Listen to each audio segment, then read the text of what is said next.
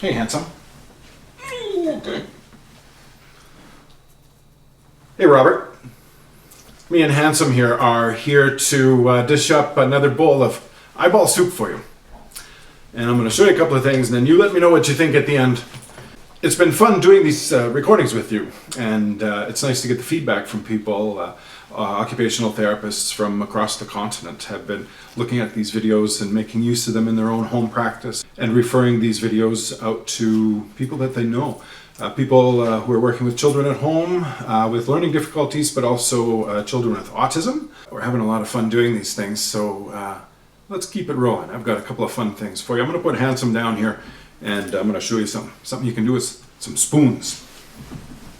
You're familiar with Wolf ones, I think, Robert, and with these things, instead of using a couple of expensive tools that some people might want to use in a clinic, we're going to use a couple of inexpensive tools, fully updated, fully charged up, and we're going to go. I've got big spoon and I've got little spoon. Now, with Wolf ones, we alternate between the targets. We look at one target, we look at another target, okay?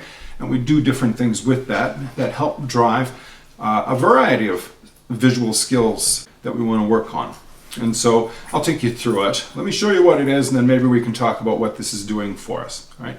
I'm using spoons here, and there's benefits to doing this. I'm going to have you look right up close there.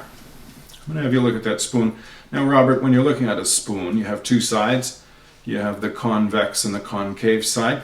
And when you're looking at the convex side, your image is upright. You're looking right back at yourself, okay? And the reason why I like these spoons is because of that fact that you can look at it and see yourself in the mirror.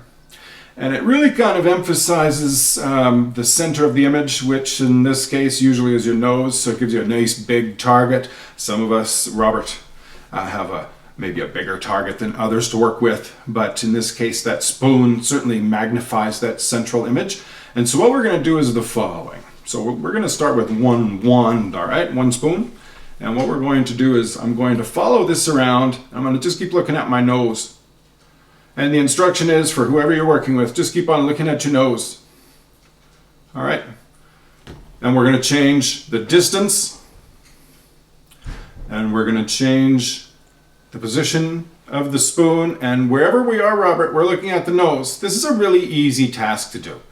It's really effective. It keeps the eyes on target, or tries to keep the eyes on target through a broad range of vergence, back and forth movement, keeping the eyes aligned, but also the accommodative system, the focusing system, driving our eyes to keep that image nice and clear on the retina. So that's with one spoon, all right, with one wand. Now what we're going to do now is make it a little more difficult. We're going to bring in a second spoon. Same thing, you're going to look for your nose in that little spoon. We're going to call that big spoon, little spoon. Okay, Robert?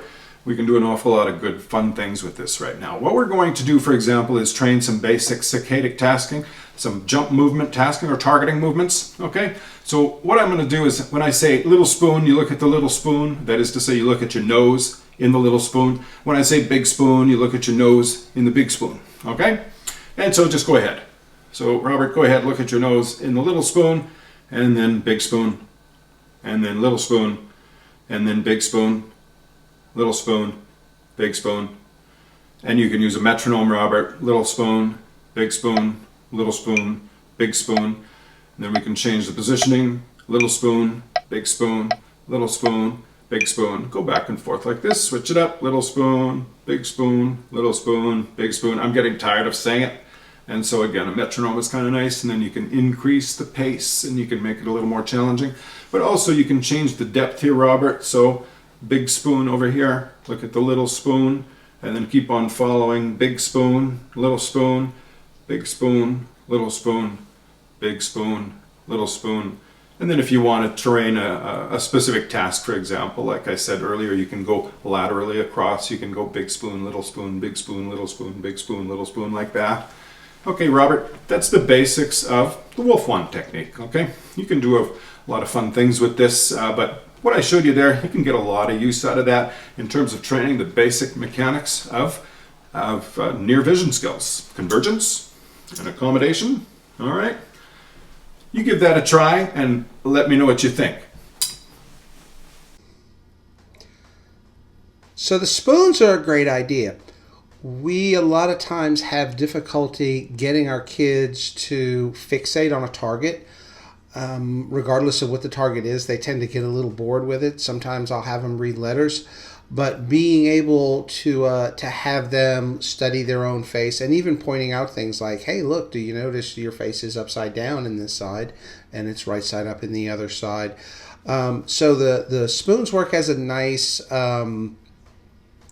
fixation point, a nice a cue for them to help stay fixated. And it's inexpensive, and everybody has spoons, and kids can relate to that. So another great tip. Thanks for sharing. That's great, Robert. Like I said in previous videos, our vision training kit, that is to say, our bag of goodies, just stuff around the house. There's a lot you can do with this if you know what to do with it. What we're doing here is very much science-based. These are techniques that are used commonly by vision therapists and vision rehab therapists all over the world. It's just we're modifying it. We're modifying it for these days. We're having a little bit of fun while we're at home using materials that everybody has available to them. Okay, Robert, I'm glad that people are enjoying these videos. And certainly if anybody has any comments or requests for additional information or videos, feel free to leave your comments below. And you can also write to us or get to us through our visionmechanic.net site. I hope you enjoy these videos. Please feel free to share them and subscribe if you like. All right, we'll talk to you again real soon.